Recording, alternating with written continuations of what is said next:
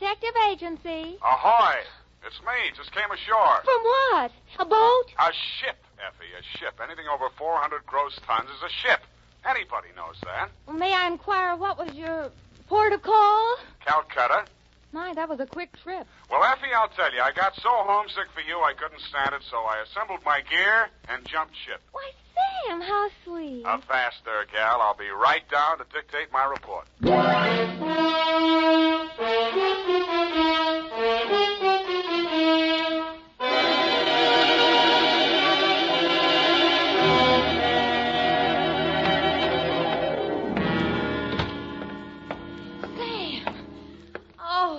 You are alive. Bon voyage, Effie. I've been worried sick. Where have you been? On my way to Calcutta, sweetheart, where the dawn comes up like thunder. Sam, what are you talking about? Calcutta? And the flying fishes play. Ready, Effie? Sam, why did you want to go to Calcutta, of all places? I didn't, Effie. I hate Calcutta. I was Shanghai. To, Mr. Philip J. Fogg, purser, SS Lurene. How do you spell that, Sam? Lurene. Oh, that's pretty. Sam, how could you be shanghaied in this day and age? I mean, isn't it against the law? Stow it, Effie. You're pumping bilge water. Sam, I am not. From Samuel Spade, license number 137596, when you have the time, regarding the Calcutta trunk caper. Dear Mr. Fogg, the following report will explain the enclosed voucher, which is a claim against your company for the amount of $500 and no cents. It will also answer any questions you might be asked concerning the recent unpleasantness on board your ship. It all started yesterday morning in San Francisco when my secretary announced briefly and caustically that there was a lady outside who wanted to talk to me. I judged that she was worth talking to. She was. Your secretary let me in. Well, I'm glad she did. What can I do for you? I'm Marcia Hopkins. I see. Mrs. Marcia Hopkins. I see. However, my husband is dead.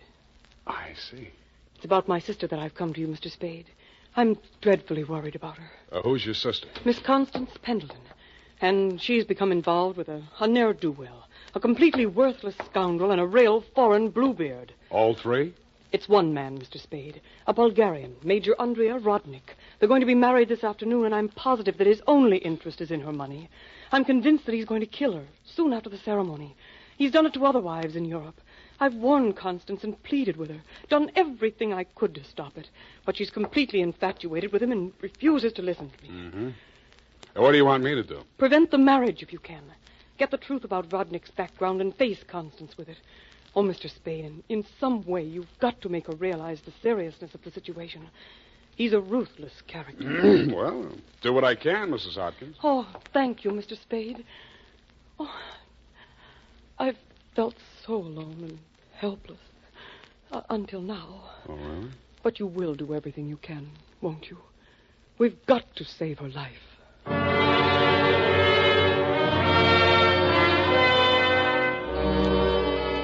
She daubed at her eyes with a stamp-sized handkerchief, patted the red gold hair of the temples nervously, smiled at me bravely, and swayed out.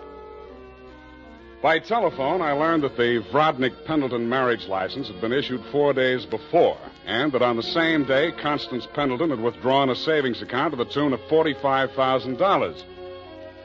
I'd always wanted to, so I did it. I called at the Bulgarian consulate. What can I do on you? What do you know about Major Andrea Vrodnik? Ha! Andrea Vrodnik! On him we have hate, great sadness, with shame for the ground that walked under him. Oh? Ha! Andrea Vrodnik! Why is he so popular? On the devil he is driven without horns. 6 women he has killed. 6 times he has insulted the police of Europe by refusing to confess. We have proof of the murders, but never can we prove the proof on him. Yeah, sometimes it goes that way. Ha! Never do we find the bodies of the 6 women. Only their money in the name of Andrea Vrodnik. My pardon. Well, think nothing of it. You're just upset on you. You're interested on him. Why? You go to Europe? No, Vrodnik comes here. Ah, here on San Francisco. He marries again. So I'm told. Ah, Oh, by all the means, you must prevent it. Go to him, brave man. You do the world a service. Make violence on him. Even do you hang for it. Your name will live.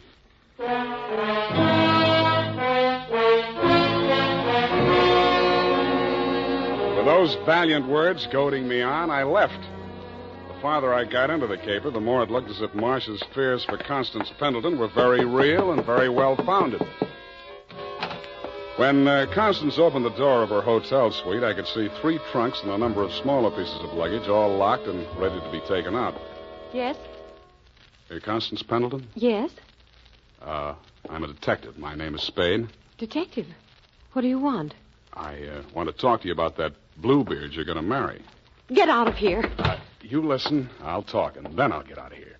I just left the Bulgarian consulate. Vrodnik has been accused of the murders of 6 women in Europe. Each of them were wealthy. Each of them married him, and each time Vrodnik came into all their money. Are you trying to blackmail me because of the lies about my fiancé's past? If you are, you're wasting your time. Well, no matter what I'm doing, I'm wasting my time. But to put you straight, your sister hired me, and I am now resigning. She's worried about you, not me. Then you should spend more time investigating your clients, Mr. Spade. You could have saved both of us some time. I have no sister. This is my wedding day. Goodbye, Mr. Spade.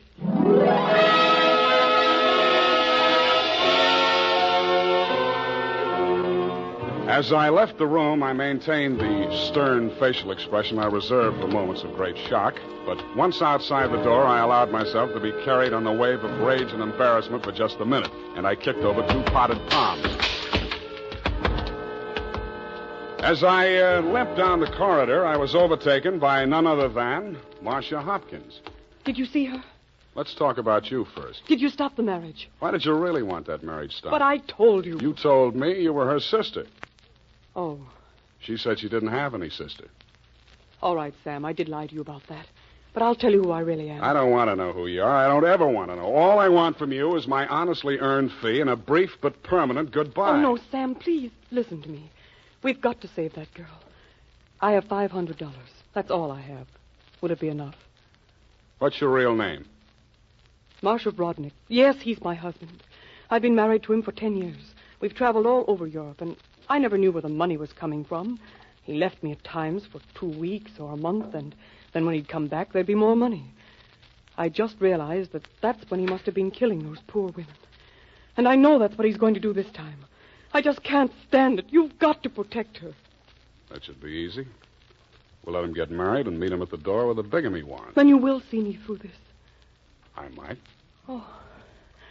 In my bag, there's $500. Take it. If we can't stop the marriage, then don't let him out of your sight. Not even for a minute. He's a beast, Sam. A beast.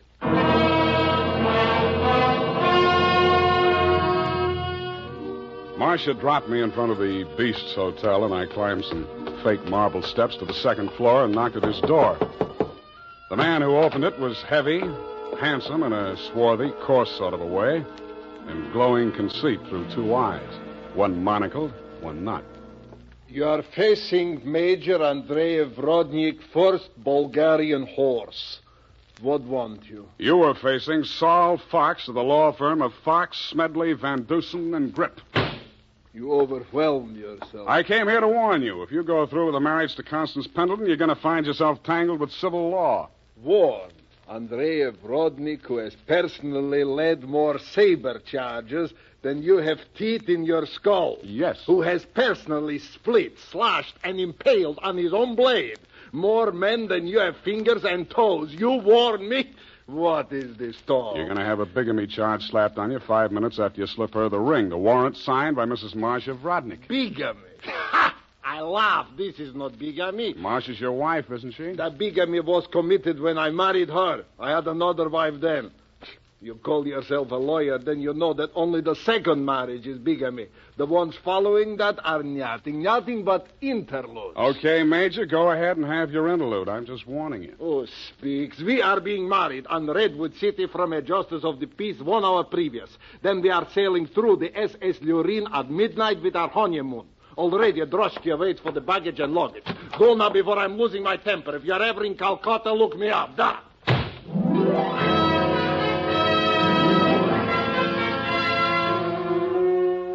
I could see the direct approach was getting me nowhere, so I decided to proceed by stealth. I waited outside the building, and when he left, I tailed him. He made 4 stops at a second-hand store, a hardware store, a surgical supply house, and an undertaker supply house.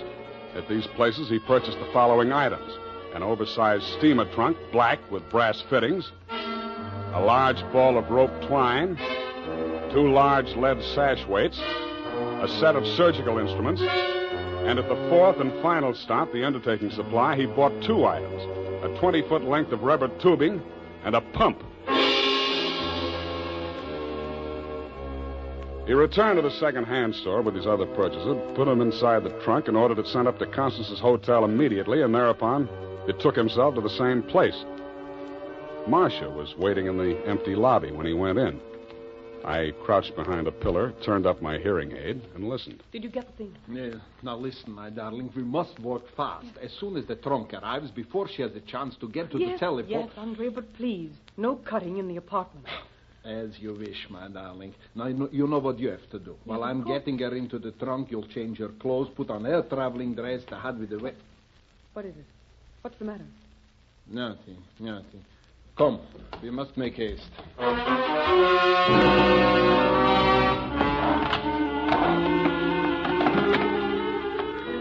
They made haste to the elevators, and I made haste to the row of house telephone booths around the corner and called Constance's room. Hello? Mrs. Rodnick?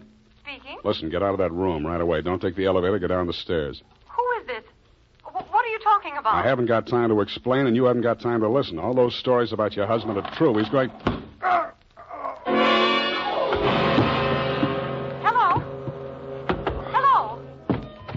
Are you still on the line? My hand clawed out to the door handle, but I couldn't reach it. I felt as if the walls were closing in around me, and just before it got dark, I had the crazy notion that I was inside Brodnick's big black trunk with the brass fittings.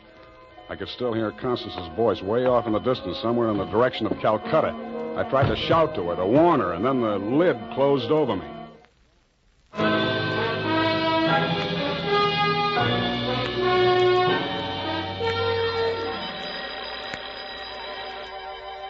I shook my head trying to get the bells out of it. Then I remembered where I was and what had happened. I was still wedged into the bottom of a phone booth where I'd slumped when Brodnick sapped me. I got out of there somehow and grabbed a taxi for the Embarcadero. The time was 11:55. The SS Lorraine was scheduled to sail at midnight.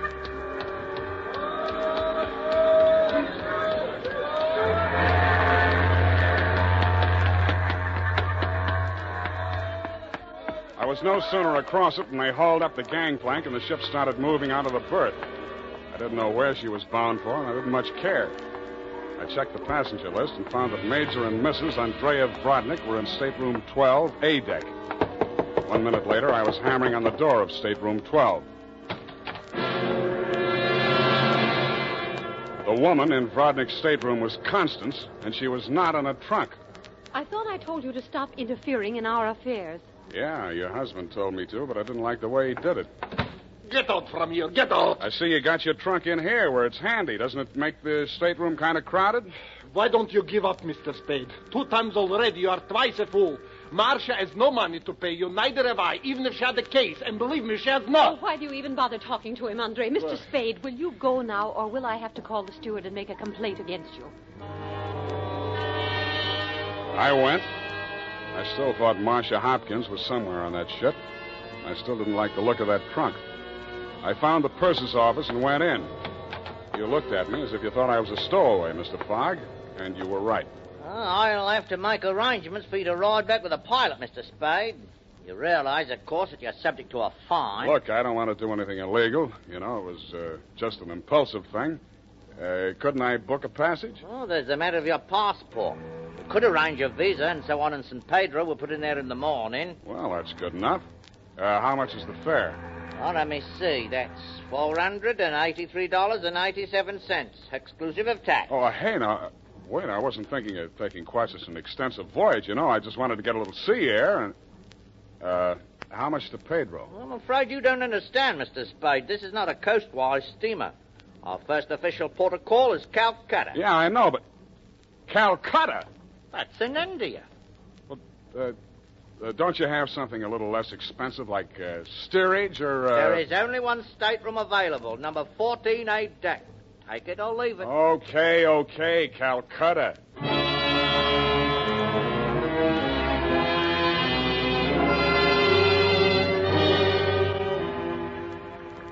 After buying my passage to Calcutta, I had exactly 12 cents left. This I gave to the steward who showed me to my stateroom. He thanked me, kicked me in the shins, and left. Out on deck, a tall, red-nosed old gentleman in knickerbockers and a yachting cap was taking a turn around the deck. With him was a face I'd seen in the morning lineup down at the Hall of Justice a dozen times. He was a hotel thief by profession, name of Norman Gorman. He knew me, too, but he didn't give me a tumble. I fell into step with him. Sea air. Nothing like it, am I right? Yeah, I guess it's okay, but there's so much of it. Brisk, bracing, salt spray. Nothing like it. Oh, yes, of course. Hey, Norman, my lad. I hate it. I hate boats. Suppose there was a fire on board. Fire? Oh, ridiculous. This your first voyage to the Orient? Yeah. The inscrutable East. You've made this trip before? Oh, yes, indeed. I've worked this line. Yes, indeed. I make this voyage very often. Business interest out in India. Tea, you know. Runs in my family. Sturgis's Golden Orient in the little yellow package. Ever tried it? No, I never indulged. Huh? Don't drink tea. That's ridiculous. Commodore, I need a drink. I ain't happy. Suppose there was a fire on board here. Well, let's all have a drink. Yeah, suppose there was Shall a we? fire. Come on, I'll shot you to a drink, sir.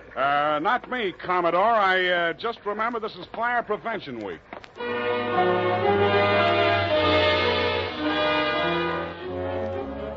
The nearest fire alarm to Brodnick's stateroom was on the companionway leading to the A-deck corridor. It was a glass-enclosed box with a small hammer hanging on a chain. I broke the glass and turned the key.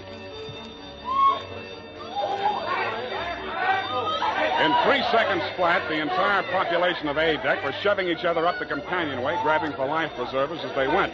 The steward hammered on the door of stateroom 12, opened it, shouted inside, and Brodnick and Constance reluctantly came out. I ducked inside, grabbed the handle of the trunk, and started dragging it. When I got it into my stateroom, I broke the lock and lifted the lid. It was Marcia, all right. There was just time to see that before the stateroom door flew open and the ship's officer stuck his head in. I said move it, you. Didn't you hear the alarm? Why, no, I didn't. What's wrong? Never mind that. Here, take this life preserver. Get going now. Okay, Come on. okay, don't touch me. It makes me nervous.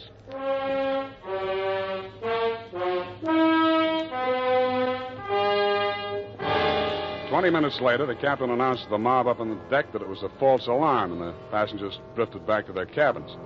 I tried to look casual as I unlocked my stateroom door and walked in.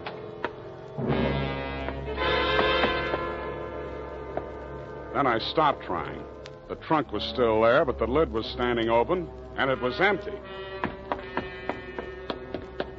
I went down to B deck and found the cabin occupied by Norm and the Commodore. That door was locked, so I kicked it in.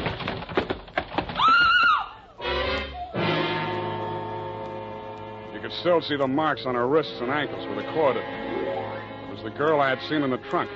It was Marcia Hopkins, and she was very much alive. Oh, I'm sorry. I thought it was... Oh, what am I going to do? What am I going to do? You've got to help me, Sam. Why should I help you? He's crazy. They're both crazy. It all depends on who's in the trunk, doesn't it, Marcia? When it was Constance, you didn't think he was so crazy. Oh, don't you understand? I had to pretend that I'd help him. He was going to kill her right there in the hotel room. I told him it was too dangerous. If anybody looked in the trunk, it would be safer if she was in there alive. So he finally agreed and said he'd wait until we got out to sea to kill her. And then he was going I know about that. Oh, the idea was so awful, I couldn't stand it. I started to scream, and then he stuffed the gag in my mouth and tied me up. He must have used chloroform or something, because the next thing I knew, I was in the trunk. And that little dark man was leaning over me. He and that old man with the knickers. They brought me here. So they pulled a switch on you. You were the fall gal all along. Oh, you've got to believe me. It was the only way I could save her life. You're the only one I can turn to, Sam. That little thief and the old man, they'd deliver me dead if there was an extra $25 in it. Oh, say you'll help me, Sam. Please say it. Well, when you ask me like that, what else can I say? Oh, you do believe me, darling. You do believe me. Come on, let's get out of here. I'm sorry, Mr. Spade. Please step back inside. I promised my associate, Mr. Gorman, that I would not allow this young lady to risk her life by leaving this cabin. You're getting into this caper at the wrong end, Commodore. It's wound up. They've bungled it. It's no good anymore. You may be right. But you understand my position, sir. I can't take any chances. You've talked to Mr. Gorman? Norm? Yeah, I talked to him. He took you into his confidence? Stop making with the pistol, Commodore. You don't know how to use it anyway. Oh, heavens, Norm. You're as white as a sheet. What is it? Oh, he's sick. Go get a doctor. Yes, indeed. Right away. Listen, Spade. Take her with you. Get out of here. I don't want no part of this. You got it bad, Norm. I'm sick, I tell you. The way I had it sized, this was a clean caper, a snatch. I figured the dame here's an heiress or something. Maybe they drop her off in L.A., connect some ransom, and go on. I figured there was enough for all of us. Oh, but that creep, that Rodnick, he's crazy. He's a regular Jack the Ripper. Stop babbling, Norm. Tell me what happened, exactly what happened. I get a sinking feeling in my stomach every time I think about it. Well, I go in, see? He's very smooth, very businesslike. He offers me a drink. I accept it. He mixes a couple of highballs for me and the dame, then he starts talking. I guess she don't know all about it before this, because she gets just sick as I do. First, I think he's kidding. Then he drags out this set of cutlery like a doctor uses to operate on people. Only he's got something else in mind. The porthole, you understand? Oh, please. I don't want to hear anymore. Being as it's you he has in mind, I don't blame you. My stomach. Hey, Norm. Norm. Oh. Here he is, the ship's surgeon. Oh, dear me. What? Stand away from him, please. Help me get him into the bunk. Sure, Doctor.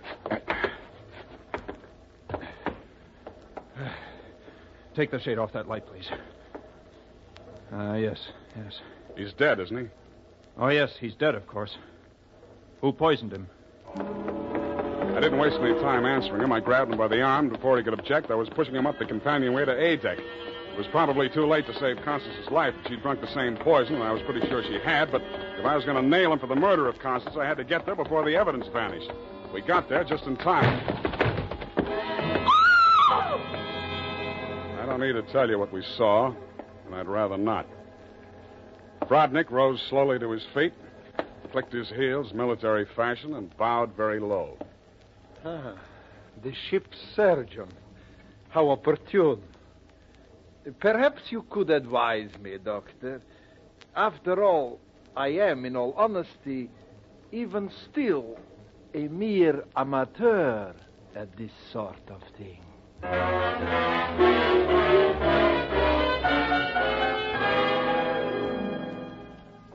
After Rodnick had been taken into custody, we took another turn around the deck. It was daylight, and the ship was lying to off San Pedro. This time, the fresh air really felt good, and so did Marcia. It's all over, Sam. Yes, sweetheart, it's all over. But not between us. Say it, Sam. Say it's not all over between us. How can it be? I knew it. I knew you felt the same way. All my life before, it's been like a terrible nightmare. It never really happened. But it did happen, sweetheart. Oh, but you can forget it, darling, can't you? Please forget it. I'd like to, Marcia. I really would. Hold me close, Sam. Never let me go. You're beautiful. Is that all, Sam? Nothing else? Yeah, lots else. That's why I think we better say goodbye right now. Because when I feel like this, I get foolish. And if I get foolish with you, I'm likely to wake up in a trunk someplace.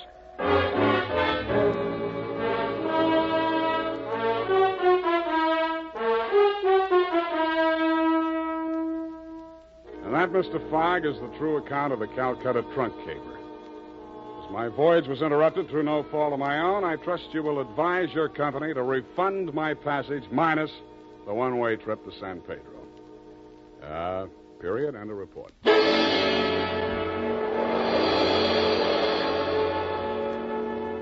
Sam Spade is played by Howard